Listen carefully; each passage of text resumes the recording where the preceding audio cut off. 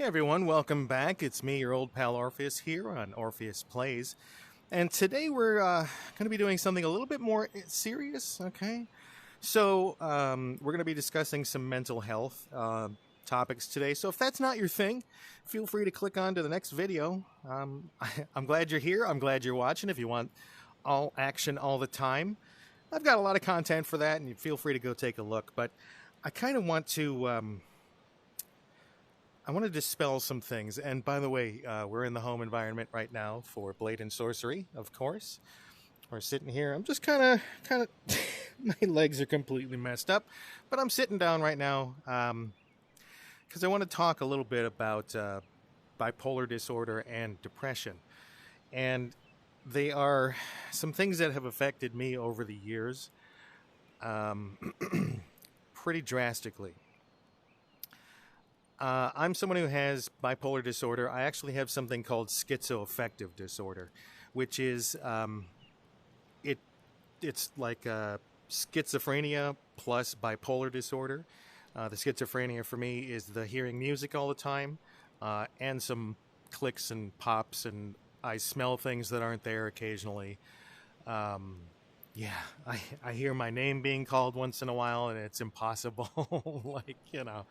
Anyway, if you're wondering about the music in my head, I sometimes do hear it outside of my head, so it actually hears like it's coming from somewhere in the room or somewhere out in public. And it's impossible that it actually is there because I'm in situations where it's impossible for the music to be coming from that direction. Like if the music was coming from about 6 feet up there, So, yeah, that sometimes it is external, but most of the time it's in my head. Today's song, by the way, that's going through my head is the theme for the Fresh Prince of Bel-Air. Yeah, don't ask. It just... Sometimes I see words or I think of words, and it's one of the words in a song, and it just rolls down a hill like a snowball. But we're not here to talk about that today. We're talking about bipolar. And like I said, it's something that's followed me my whole life. A schizoaffective disorder it's complicated, and a lot of people have something similar, and it seems like there's more and more people these days that are developing mental disorders, or at least mental conditions that make things a little bit more challenging for you, okay? And that's okay. We live in a very stressful time right now. We live in a time where we're unsure about a lot of things. And don't worry, I'm not going into any specifics for anything because, again, we're not here to talk about current events. We're not here to talk about controversial issues. This is a little bit more mental health awareness, and then when I'm playing my gameplay, I give you some silly stories and some embarrassing things and dumb things that I've done from my life, okay? So, with bipolar disorder, if you're not completely familiar with the concept, there's depression, okay? So let's say that there's a baseline right here, and depression is down here. And then something called mania is up here. Now, depression, it's pretty obvious what's going on with that. Your symptoms are things like you feel sluggish and tired. You're no longer interested in the things that make you happy, okay? You don't want to eat, or sometimes you eat a lot. You need to just sleep. You never want to get out of bed, right? You're cranky about everything. You don't feel like you really fit into the world. And that can be crushing. It can change. It can make it so you don't want to go to work. You don't want to go to school. You don't want to interact with your friends or your family or your wife or your husband or your spouse. And it can disconnect you from feeling like who you are. Now, mania, on the other hand, is when you're flying so high that you feel like you're ultra productive. You're doing 1,000 things. You're working on fixing your car, and you're also developing a new piece of software for an app, and you're over here and you're putting up new shelves the entire weekend. You're cleaning out the basement. You're going out and you're partying, and you're coming home. There's also a sexual aspect to that as well. You can be almost uncontrollably aroused at times, and it can get you into trouble doing dumb things to chase that urge, or any urge, okay? You talk really quickly. Okay, I'm an excitable person a lot, so I talk kind of quickly as it is. All right, but you kind of get this point where you're just like, and then I went to it's like the old FedEx commercial guy or the Micro Machines guy. You know, he talks really fast, but your thoughts are just racing. You're just dancing around all day. You're feeling awesome, right? And you're burning candle at both ends. And then for every eventual high, there's a crash. And so you go right back down into the depression. And these waves can go anywhere from a couple days to a couple weeks to even months at times. But they always rebound. They always you're always riding this roller coaster where you're just going up and down and up and down. The two sides of you that creates clash with each other all the time. So when you're in the manic state or the mania, you make new friends, you make social interactions, you go out and you party, you get a new girlfriend or boyfriend or a partner, you do all sorts of things, you redecorate things in your house and all that, you develop new interests that you went out and you bought all the stuff for, and you're great at new beginnings, you're great at starting projects and doing things. But then when you're faced with the other half of the bipolar disorder, the depression, all of that stuff gets set aside.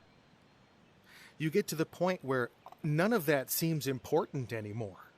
And it feels to you like I'm worthless. I screwed up. I look at all this stuff that I can't do anymore. And then it kind of makes people around you wonder, why isn't that person, calling me? Why aren't we going out to party? It's been 2 weeks. I haven't heard from Orpheus. It becomes difficult because when you are trying to balance your life, and that could be your relationship, it could be your job, it could be, being with your family. Bipolar disorder can cost you all of those things. And don't worry, I know a lot of you think that, oh, well, I feel highs and lows. Sometimes I'm really excited and I'm having a great day, or sometimes I'm feeling kind of down. That's okay. That's normal. Everyone goes through that stuff, but when it becomes crippling, one of the criteria for a lot of mental disorders or mental conditions is that it affects your life to the point where it starts becoming impactful. You lose your job, you lose your partner, you lose your friends. There have been so many times, so I have all these crazy stories, and a lot of them are from different jobs that I've done, different places that I've gone. And a lot of those crazy stories are fueled by the fact that I was either going through a mania phase or a depressive phase. And I'll go, when I'm telling the story, I gloss over the middle part where I kind of cross over into the darker side. Or I'll kind of gloss over when I've passed into the mania phase. And I do that because you get this stigma. You feel ashamed of being depressed. You get this idea that you're not worth anything. And that's so far from the truth. You are an amazing person. And if nobody's told you that lately, you need to be told that. And if no one's there to tell you that, I'm here to tell you that. If you don't believe me, look in the mirror. Go and do this later. Look in the mirror and tell yourself that you are amazing because you deserve it. Bipolar disorders is something that can cripple your life. And throughout the years, I've had different therapists, psychiatrists that have tried to medicate. Medications are available, of course. And if you find that you are feeling out of control, talk to somebody. Talk to your doctor, your family nurse practitioner. You can do something like Teledoc. All right, they have a therapy option, and they can get you on some medication. And I know a lot of you are thinking, but I don't want to go on a medication. It'll mess me up with all the side effects and stuff. Let me tell you about my journey with medications throughout the years.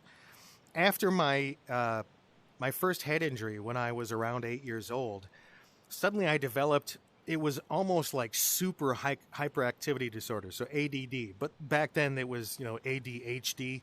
Now they're sort of interchangeable. Back then it was ADHD was like the superpower version of ADD. And I was on adult strength medications in order to control it. No one else in the school at that point was on that medication as far as we knew. They would pull me aside, and then it was a little tiny manila envelope. I remember it every single day that they'd pop open and give me that pill. And it sort of worked. It sort of controlled me, but I was a person that I was pushy. I was sort of violent. I'd like push people off of like the jungle gym and stuff just to see what would happen. And that's when they finally were like, look, they need to take you to a therapist. But none of them understood that it was a brain injury because no one checked, right? My parents thought the bleeding has stopped. He's not talking, in tongues or anything. So I guess he's fine. Well, the therapists along the way started to notice that I had something called conduct disorder, which is the child version of like antisocial personality disorder. And I used to be so ashamed of all this stuff, but there's no point anymore. We're in a society where you need to discuss these things. We need to make this more of a normal dialogue, okay? So the therapists were noticing that I had conduct disorder, and they noticed that I was depressed, and then I'd go and, all sorts of new things, and then I'd lose interest, and they'd all get dusty, all the things that we bought, and then I'd, up and down, up and down. So they put me on the first medications that were available for stuff like that, which was like lithium. Depakote was one that came later. Depakote is an anti-seizure medication for people with epilepsy. It keeps them from having seizures, or at least helps. Reduces them in most cases. But that's also used for bipolar disorder because the theory is they're not 100% sure why it works, but it kind of calms down the electrical activity in the brain, kind of normalizes it. It's like tuning in a radio station where you get rid of as much fuzz as you can. But lithium and Depakote, for me, they kind of caused a lot of weird side effects. And it was like, I felt like a zombie because when they remove the highs and the lows and then squish everything into the middle, you just kind of walk around like, meh, right? Don't worry, though. If your doctor prescribes either of those, remember, there are different dosages, and they are very careful and very attentive these days because the shift has gone over to making sure that the dose is right and working with the person that has the little extra need for help to tweak things just right to get them the way you need. Back then, it was like, hey, we've got a dose of lithium for you. Here you go. And I would just be a zombie. There were some side effects sexually that were kind of frustrating at times over the years. You can go look those up if you want to. They can get a little rough. Digestive issues. It can be pretty bad. And it took us years. It took me years and different therapists to figure out, and I would do okay for a while, but the side effects would push me out and you stop taking the pills. The one thing I want to stress, though, is if you're on some of these medications, don't stop taking them if you feel good. They're not a cure. You're not like, I feel good now. I'm going to stop taking the pills. Keep taking the pills, okay, please. But I would stop taking them personally because either life changes, right? You have to move. When your doctor's office closes, you get fired from your job and don't have insurance or whatever. I understand, right? Life changes. Things happen, okay? Time is in flux, as the doctor would say. And it took me a long time to get to the point where I went to the therapist. And this was just recently after I found out, no, it was before I found out that I had the actual brain injury in the core of my brain. And I will talk about that experience in the MRI at one point and finding out about what was actually happening. And boy, it was like a weight was lifted off my shoulders because it's like, that's what's been happening, right? It changed my personality drastically. So when I was older, about a decade after the first head injury, I had another one. A car accident. And that completely changed my personality. And that's what shifted me over to the antisocial personality disorder. And we started attacking that. Well, so flash forward, I'm going to a therapist here because life had just become unbearable. I was just ticked off all the time or depressed all the time. Like, my wife would go to work. I'm a house husband, so I stay home alone all the time, and that can get horribly depressing. And it was just to the point where I was drowning in it all the time. You feel like you're drowning, like you got no hope and everything sucks and you're never going to get where you need to. And oh my God, time is progressing so fast, and you're okay.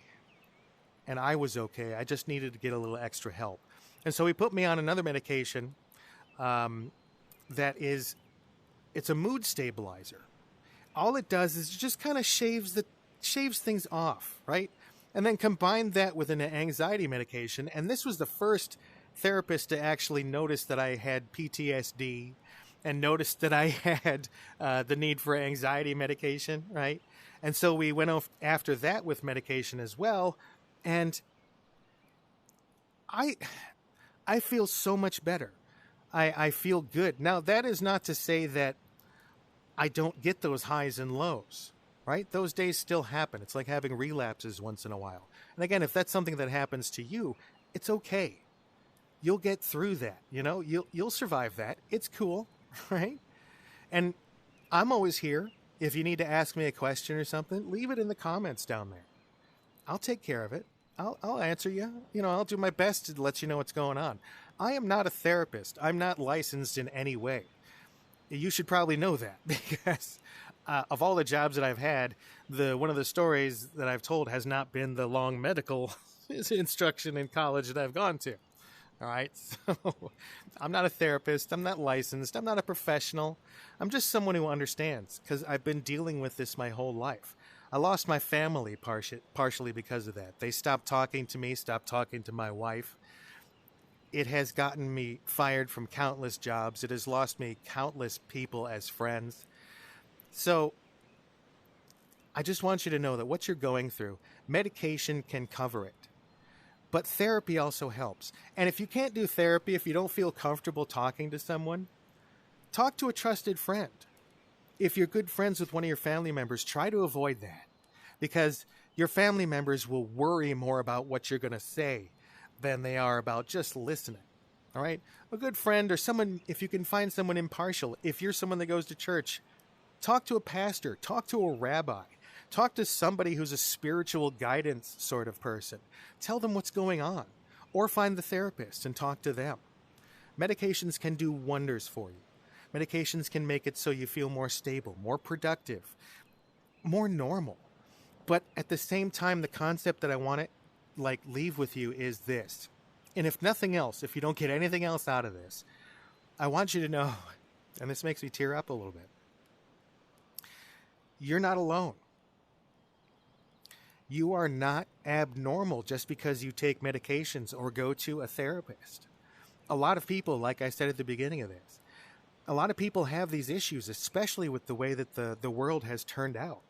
This is a beautiful world. Everything's serene here. This is a VR world. Nothing happens that you don't want to happen, but that's not how the real world works. Things are complicated and dangerous and scary, and it feels like it's all getting worse, and you don't feel safe anymore. Find somewhere that makes you feel safe. You are not abnormal. You're not a bad person, and you should not be ashamed of who you are and what you go through. I'm doing these videos as a way to prove to myself that I'm not ashamed of what I'm doing. I'm not ashamed of the experiences that I've been through. They've shaped me into the person that I am. And the person that you are has been shaped by the experiences that you've had. It's not that, well, good things and bad things happen for a reason. Look where you are now, right? No, it's simpler than that. You are a creation of your experiences. The wisdom that you have is gained not from failure, not from success, but from living, surviving. And because you have survived till now to watch this video, bravo, man. You're amazing. And you got to keep doing it. Pass on your love to other people. Let them know that they're not alone. Let them know that I'm here if you want to watch a video that you can just kind of unplug. So that's what I want to talk about today. Hopefully it explained a couple of things. I'm getting a little choked up here. This is one of those episodes that it's not loud and boisterous Orpheus. It's just me. And I hope that you come away from this just kind of feeling like you're part of a thing that's happening. You're normal. You're part of a crowd of people that is no longer a minority. And you're like me. And I love you for it. Okay? We'll see you next time. This is Orpheus on Orpheus Plays. I care about you. Bye.